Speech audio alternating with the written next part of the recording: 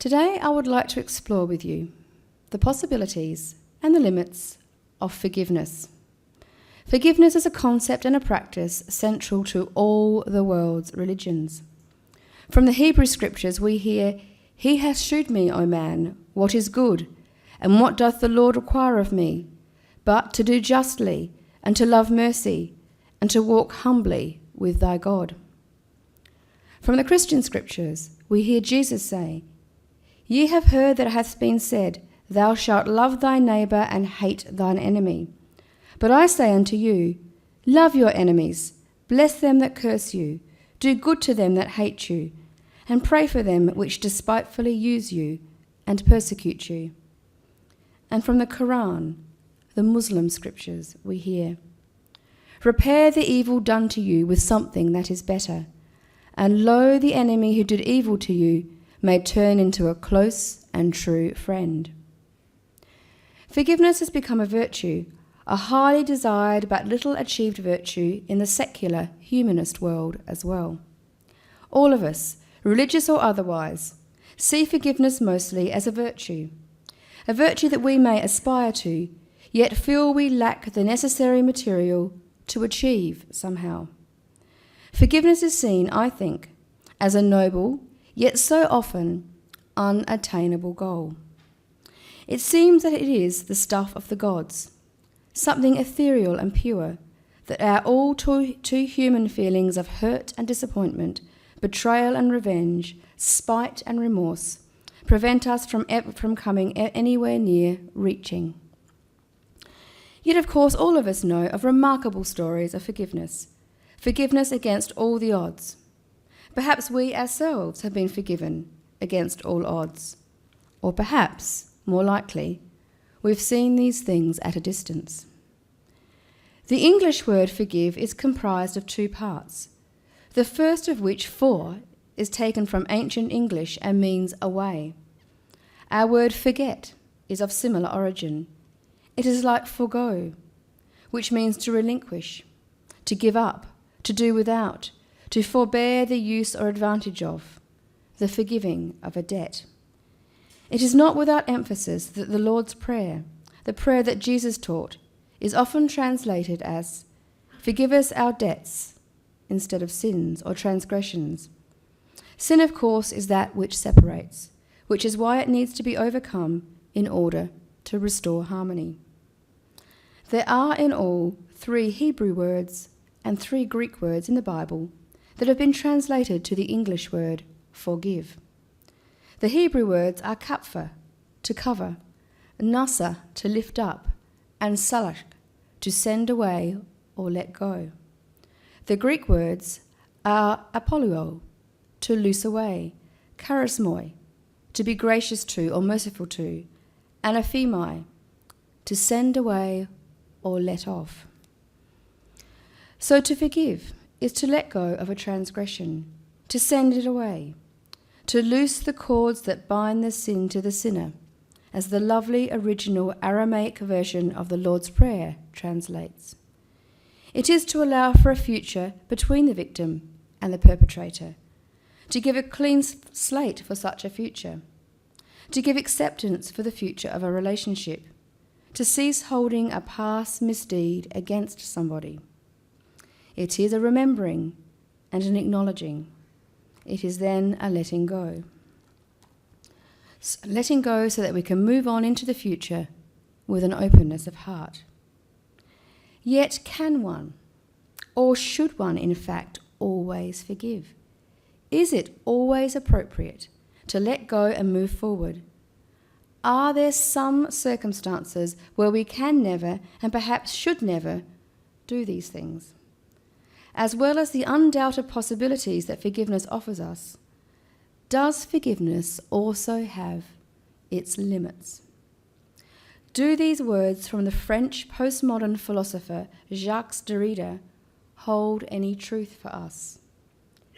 There is only forgiveness, if there is any, when there is the unforgivable.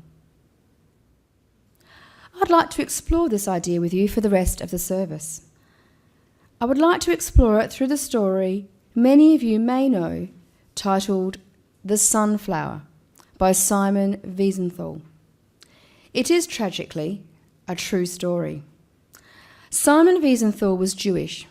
He was imprisoned in a Nazi concentration camp in Poland. Simon lost 89 members of his family to the camps. Upon his liberation at the end of the Second World War, he joined the American Commission for War Crimes. In 1946, with 30 other concentration camp survivors, he founded the Jewish Historical Documentation Center, which functioned in the American zone until 1954 and reopened in Vienna in 1961. Its task was to identify and locate Nazi war criminals. The center's work was instrumental in bringing over 1,000 Nazi criminals to justice. Perhaps what Simon Wiesenthal was equally well known for was his account of an incident that occurred while he was still imprisoned in the camps. He was laboring one day with other Jewish prisoners when a Red Cross nurse approached him.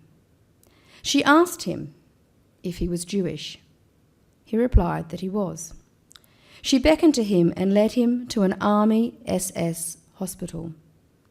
He followed her through many long corridors that led finally to a room, housing a lone man of 22 years of age. The man was bandaged from head to toe, and he was blind. He was a dying SS officer. "My name is Karl," he said. "I must tell you something dreadful, something inhuman. It happened a year ago." Karl told the horrifying story of a night when he and other SS officers trapped a Jewish family in a house and then threw grenades at the house, incinerating all who lived there. The screams and looks of terror, as many jumped from the windows, especially the children, still haunted him, he said. Before becoming involved with the SS as a teenager, Karl said that he was a committed Catholic. "I cannot die without coming clean," he said. "I know what I've told you is terrible. In the long nights while I wait death, time and time again I have longed to talk about it to a Jew and beg forgiveness from him. Only I didn't know if there were any Jews left. I know what I'm asking you is almost too much for you. But without your answer, I cannot die in peace."